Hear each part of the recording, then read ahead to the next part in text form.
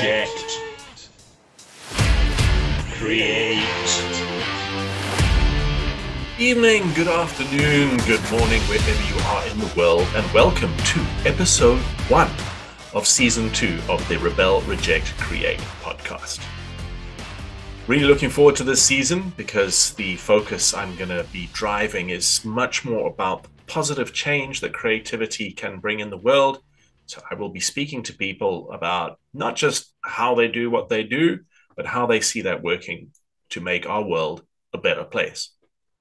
And to kick off the first season, what I really wanted to was introduce you to a new tool that I launched at the beginning of 2023 called the Ideation Canvas.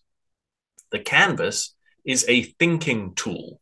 Basically, it is a canvas like a business model canvas or a value proposition canvas, but it is designed to help you make the sometimes intangible and invisible processes behind coming up with ideas more concrete, more actionable, and repeatable. The idea being that if you're just not in the mood, you're under a tight deadline and it's really not happening for you, or you are working with a team and some of those people aren't used to working together, they have different methodologies, the canvas provides a robust and repeatable framework that can get you all pulling in the same direction. And even if you're not feeling inspired, by breaking it down in such a mechanical way into a series of steps, the canvas can push and prod you into a place where it is easier to come up with new ideas and to do some of the thinking that goes on under the hood that you're not always aware of. So the fields make that really explicit and push you through them one by one. So in this episode, I'm going to walk you through the different fields of the Ideation Canvas and give you a chance to get the look and feel down and to understand how it works and what you need to do. Okay, so here it is. You can see the whole canvas. And as you can see from your screens, it's got 5 fields in it. It starts off with the project statement. Then you move on to the divergent thinking statement field. Then the connective thinking field. Then the convergent thinking field. And the last field at the bottom there is the next steps field. So it's all very simple and rational, really. Let's go through it field by field so you get a good understanding of what it is that you're supposed to be doing in each area. The first field is the project statement. Now, what goes on here is you need to clarify what it is that you're trying to do. Yeah, great. You need to come up with an idea, but why? What problem are you trying to solve? Have you got down to a place where, yeah, I've got a lack, I could be better, something else could be happening, but we just don't know what that thing looks like? You want to end up with one short and to-the-point sentence which says, this is the thing that we are looking for. This is the kind of thing that we're looking for. And it's very important that during this clarification phase, which is what the project statement is all about, is that you drill down to the correct problem that you want to solve. So there are various things you can use to help you get down to that, one of which could be the 5 whys. I need to fix my personal branding. Why? Well, because it's confusing. Why is it confusing? You get the idea, and drill down to what the real problem is so that you can come up with ideas to solve that. Another handy technique is a problem statement template, which consists of 4 questions. Say, identify the problem, then make a statement about what the ideal situation would look like, and then identify the gaps between the problem you have now and what that ideal situation could be. What is the cause of the problems? Why is it an issue? Are other helpful questions here. And then the last part of this template is to state the consequences of the problem that you're experiencing. What are you not getting? Or what are you losing out on as a result of this problem? You could also go looking for a problem statement canvas. And there's a couple of these out there. They mostly consist of 6 to 8 steps, which allow you to identify the problem more accurately. By asking questions like, whose problem is it? What is their goal? And what problem occurs? Like, what's the mechanics of it? Why does this problem occur? Can we find a root cause? What is the emotional impact? How does it make people feel? And how do they currently solve this problem? What's bad about this solution that other people are doing? And then you can use all of those answers to restate the problem. Again, the bottom line with the project statement field on the ideation canvas is to get you to clarify what it is that you're actually looking for. Once you've done that, you can click on through or move on through to the divergent thinking field. And this is the kind of wild and crazy field where you need to just suspend your judgment, let your imagination free, and give everybody in the room permission to just go nuts. Let's get as many dots down as possible. Think of any information that relates to this problem that could be relevant and get it down. Here you want to be generating lists or post-its or just randomly writing things up on a huge whiteboard and getting as many thoughts and as many information pieces down as possible so that you can start to explore the neighborhood or the environment where this issue is occurring. You can use a number of creative thinking techniques in this area as well. You can use David Eagleman's bend, blend, break. Do I have something that I could, that's supposed to solve another problem, but I can bend it to solve this problem? Do I have a couple of solutions on hand that are supposed to do other things, but if I put them together, they might solve this problem? Or do I have a bigger solution for larger situations I can break into parts and I can reassemble those parts or redeploy some of those parts to solve this problem? You can also use the classic Pixar movie plot generating technique and ask, what if? What if I had all the money in the world? How would I solve this problem then? What if I was really influential? How would we solve this problem then? And so on. The last tool I want to recommend is doing a backwards brainstorm. Just invert the whole situation. So instead of saying, I really need to come up with good ideas to fix my personal branding, say something like, what should I absolutely not do to improve my personal branding? Or what are the personal branding mistakes that I've seen other people making? And then you just flip those on their heads, and there you've got a great source of potential ideas, or at least leads. In this phase, you really need to go nuts. 5 or 6 bits of information jotted down is nowhere near enough. You should be aiming for upwards of 50, 100.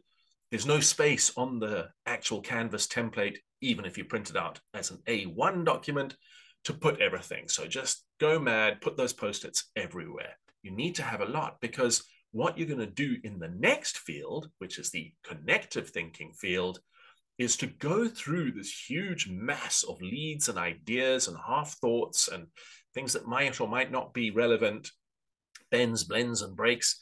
And you are going to look for patterns. You're going to group things together, ideas that are related. You're going to identify duplicates where you've pretty much said the same thing 1, 2, 3, or even 4 times. Choose the best expression, get rid of the rest, or synthesize them together to make one good expression. What you're trying to do here is see the relationships between all of the information that is at play in the environment where your problem occurs, the problem that you need an idea for a solution. This is a very important phase because this will really start to push you towards a solution. When you map out all of these different groups, you'll start to see that, wow, this is all about logistics, this is all about emotion, or this is all about a knowledge gap, or whatever it is, but you will begin to see a pattern emerging. That's what you're trying to do with connective thinking. You're trying to see a pattern. Because when you move to the next field, which is the convergent thinking field, what you're going to be doing is reducing all of this thinking down to an idea. The pattern will be making a suggestion to you when you've seen the interrelationships between all of the divergent ideas that you came up with. They will start to converge on something, and that's what you're looking for. You want to, in the convergent thinking, end up with the idea. I mean, ideally, you want one idea, but hey, maybe you've done the divergent part of this so well, and the pattern is revealing interrelated or thematically linked or just many potential answers, you can probably extract up to 3 ideas. I don't recommend doing more. That would tend to tell me that your project statement wasn't focused enough, and now you're ending up with too many solutions. So when you finish convergent thinking, you're going to have your idea. And then it's extremely important that you move on to the last field of the ideation canvas, which is the next steps. Do not skip this part. This is where you flip from all of this non-linear, subconscious, pattern recognition thinking to a more rational, process-driven, logical way of thinking. You ask yourself, okay, if that's the idea, what is the steps that I can take right now to make sure that this actually happens? Who do I need to get involved? Who needs information? What extra information do I need to do? Where can I get it? When am I going to get it? Plot out a series of concrete actions that you can take from the moment you have that idea over the next few days to make sure that that idea doesn't just die in your head like so many ideas do for so many people. The ideation canvas is nothing more than a tool. It's not going to suddenly make you more creative. It also doesn't mean that you're not creative if you're going to use it. It's just a really handy device to walk us a little bit more slowly through the creative process of ideation. I'm sure, or maybe you're not, but in his great book, Daniel Kahneman talks about thinking, fast and slow, the 2 different modes of thinking. It's really easy to fall into repetitive pattern-based thinking when we're coming up with ideas.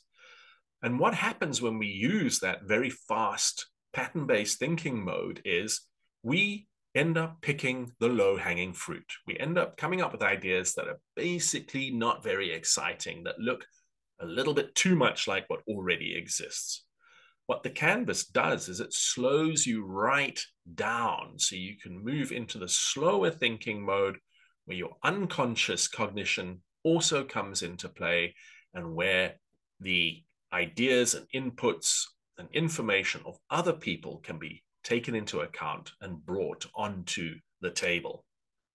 You know, brainstorming has got a bit of a bad reputation lately. And you know, on a certain level, I think that that's fair enough. I think the way we do a lot of brainstorms is just not very effective. And one of the goals of the ideation canvas is to provide a concrete framework which can eliminate some of the vagary and the lack of focus that can occur in a brainstorm by providing a roadmap and clarity over the start all the way down to very practical steps as an outcome based on the idea that emerges. So where do you get the ideation canvas, I hear you ask? Well, it's really easy. Just head on over to my website, davidchislett.com, and subscribe to my newsletter. Once you've hit the subscribe button, you'll be directed to a download link, which you'll be able to click and just download the PDF file onto your computer. Once you've got it, use it, send it to your mates, share it on the internet, put it up on Reddit. I don't care. I really want this to get out into the world because I think it's a really useful thinking tool. If you're after watching this video, you're still thinking, well, that's very nice, but we really want some help in how to do this properly. We need a facilitator. Well, that's part of the deal as well. I also have a full day program or a half day program, depending on how complex your idea is, that I can guide you through the ideation canvas with. So again, just head over to the website, davidchislett.com, hit the contact button and drop me an email and let's talk. And let's see how the ideation canvas can help you. I'm really looking forward to all the ideas that people have generated with the canvas. So if you've used it and you've had some fun with it, please don't hesitate to leave your comments here under this episode. I'd really like to hear it. So that was it. Episode 1, Season 2. I hope you enjoyed it. There'll be plenty more very practical, actionable information during this whole season. So if you like this one, please hit, of course, the thumbs up like button, but also the subscribe button, because there's plenty more content where this came from. Until next time, keep on rebelling, rejecting, and creating.